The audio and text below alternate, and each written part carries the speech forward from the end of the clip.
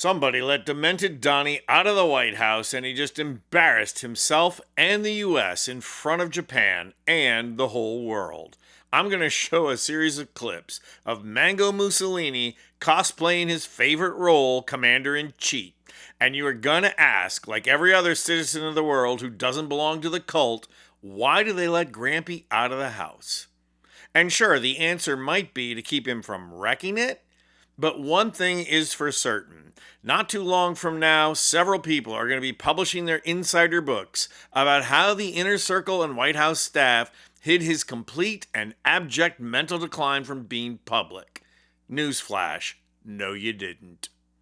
Trump's trip to Japan started off as usual, with him absolutely clueless about protocols or even where he is. Watch the Japanese Prime Minister leading him around like he's some poor wandering soul. Trump is so lost and senile, we're actually lucky he didn't try and do a sing-song Japanese voice in front of the press or their prime minister. But Trump probably saved his best for a speech he gave to the troops aboard the USS George Washington at the Yokosuka Naval Base. Many of these sailors have families who are struggling to make ends meet back home. Listen to what Trump tells them about the cost of living. Back home, we had the worst inflation in the history of our country. Energy costs are down. Energy costs are way down. Gasoline prices are way down. Grocery prices are way down. We have a little problem with beef. We're going to get that down very quickly, but the prices are way down. Mortgage rates are down despite having an incompetent head of the Fed. I call him too late. He's always too late. He's too late in lowering interest rates. I call him Jerome Too Late Powell. Notice their reactions? They may have been in Japan, but the families of most of these sailors are in the States. And they know that the cost of gas has not gone down. They know that the cost of groceries are not way down. And they could really care less what Trump calls Jerome Powell. Talk about knowing how to speak from the heart, am I right? And then Grampy went on and did one of his favorite things. Tell these working class stiffs that he knows all about how to do their jobs and how things were better back in his day. The tough guy days, the days of yore. So they switched to electric. I disagree with it, but that's all right. Let me ask you, we're going to go steam first and then electric. Catapults, which is better? Electric or steam? I'm going to put it in order. Seriously, they're spending billions of dollars to build stupid electric. And the problem, when it breaks, you have to send up to MIT, get the most brilliant people in the world, fly them out. It's ridiculous. The steam, they said they can fix it with a hammer and a blowtorch. And it works just as well, if not better. And I love the sight of that beautiful steam pouring off that deck. With the electric, you don't have that. Talk about an audience that's been prompted. But unfortunately, Trump wasn't done talking about tech.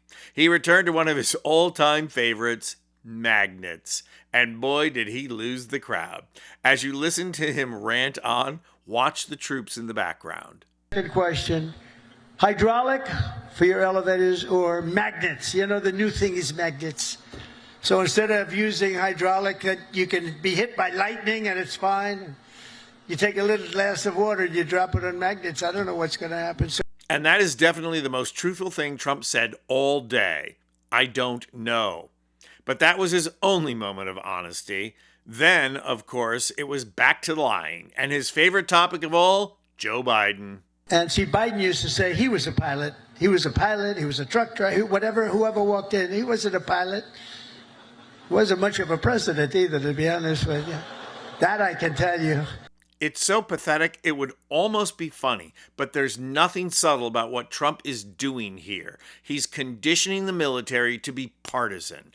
It's a disgusting display of a long-running plan of making the military a partisan tool.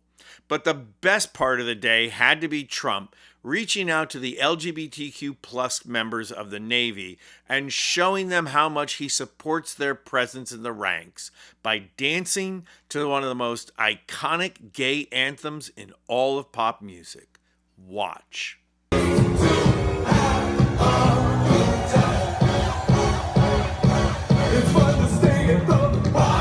The The most ironic thing about Trump's display here is that it shows how clueless Trump and his advanced team are, because the Village People had another song that was far more appropriate, In the Navy. But then it was never about the sailors, was it? It never is. All they are prop pieces. And the main way you can tell the military is nothing but prop pieces for Trump is that Pete Hegseth is still in charge. I'm Anthony Vincent Gallo for Occupy Democrats. And if you like this video, please hit the like button and subscribe to our channel. You'll not only help out our channel, you'll be taking concrete action and helping get rid of Trump and the MAGA movement who ushered him in.